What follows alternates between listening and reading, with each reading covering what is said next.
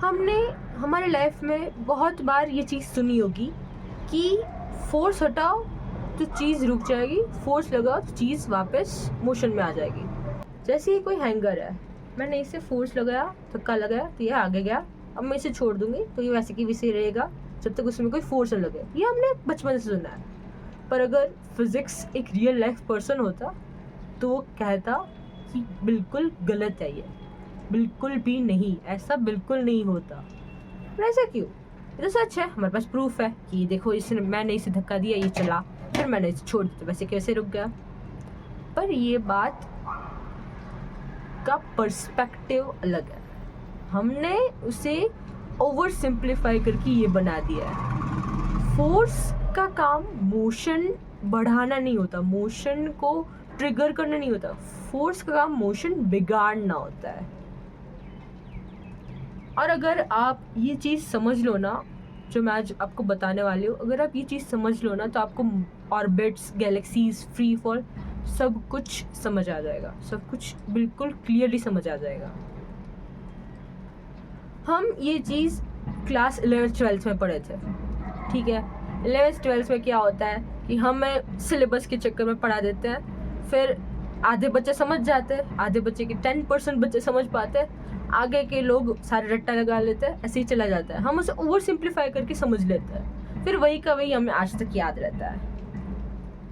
आज हम फिजिक्स को ऐसे समझेंगे जैसे वो सच में है।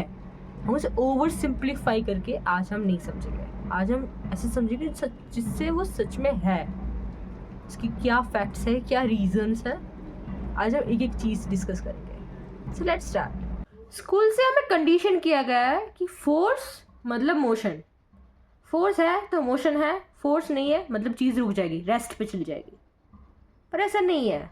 पर न्यूटन का फर्स्ट लॉ इसका एग्जैक्टली अपोजिट कहता है। नेट फोर्स अगर ज़ीरो हो तो चीज़ मोशन पे हो या रेस्ट पे हो, दोनों पे वो वैसे के वैसे ही रहेगी, उसमें कुछ चेंज नहीं होगा।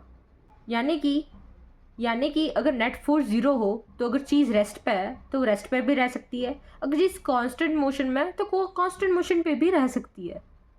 पर ऐसा कैसे? हमने तो पढ़ा था कि मोशन में है मतलब फोर्स लग रहा है, फोर्स हटा लिया तो मोशन चला गया, मोशन पे नहीं रहेगी, वो रेस्ट पे चल जाएगी, वो एकदम स्टॉप हो जाएगी। एक्चुअली मोशन को मेंटेन करने के लिए फोर्स चाहिए ही नहीं। मतलब आप एक बात बताओ, अगर एक दिन फोर्स बिल्कुल गायब हो गई हमारी दुनिया से तो क्या होगा? सारी चीज़ें रुक जाएगी? बिल्कुल नहीं, कोई चीज़ नहीं रुकने वाली। पर ऐसा क्यों? और एक फन फैक्ट क्या है पता है? कांस्टेंट मोशन और रेस्ट दोनों फिजिक्स की सेम कैटेगरी में आते हैं। मतलब मैं इतना शॉक्ड हुई थी इस चीज़ को पढ़ के, but seriously. Anyways, next section, inertia.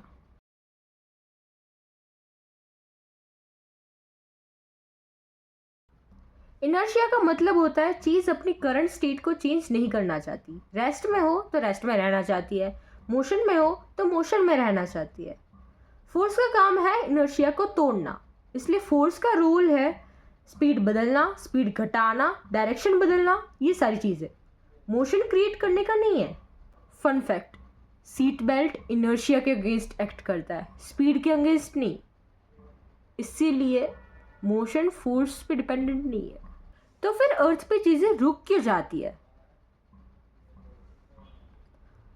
यहाँ पे आता है रियल विलन, फ्रिक्शन।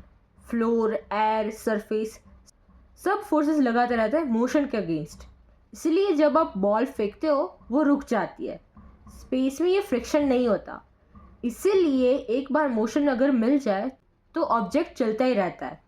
अब आप सोचो, अगर स्पेस में आप एक ट्री का बार्क फेंक दो या एक व्रेंच फेंक दो तो क्या चलता ही रहेगा? कमेंट्स में बताना। और एक फन फैक्ट इसमें भी है, न्यूटन का फर्स्ट लॉ स्पेस में परफेक्टली काम करता है, अर्थ भी नहीं करता। अब ऑर्बिट्स का सबसे बड़ा मिसकंसेप्शन, लोग सोचते हैं सारे प्लैनेट्स सन के अराउंड घूम रहा है क्योंकि ग्रेविटी उसे खींच रही है, सन की ग्रेविटी। ऐसा नहीं है, प्लैनेट सारे स्ट्रेट लाइन में ही जा रहा है, पर ग्रेविटी सिर्फ उनकी डायरेक्शन को तोड़ती है, मरोड़ती है। ऑर्बिट क्या होता है? Straight motion plus slight direction change gravity की वजह से।